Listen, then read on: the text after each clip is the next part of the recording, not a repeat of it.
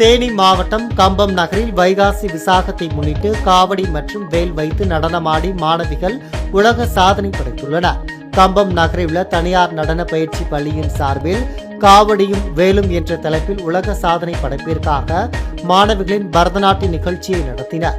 இந்த நிகழ்ச்சியில் பல்வேறு பகுதிகளைச் சேர்ந்த 5 வயது முதல் 14 வரை உள்ள 150 மாணவிகள் பங்கேற்று 15 நிமிட இடைவிடாமல் காவடி மற்றும் வேல் வைத்து பரதநாட்டியம் ஆடினார்கள்.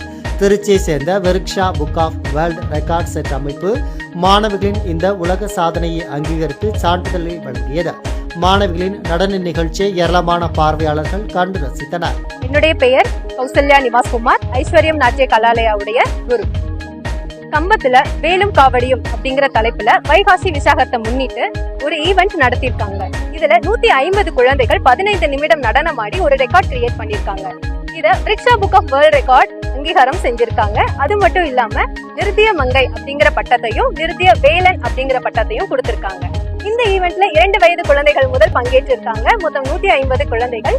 லயபாவ ரேணு நிருத்தியாலயா டான்ஸ் அகாடமி குரு ரெக்கார்ட் ஹோல்டர் ரேணு காவ்யா அவர்கள் இந்த ஈவெண்ட்டை முழுமையா நடத்தி நல்லபடியா பண்ணியிருக்காங்க.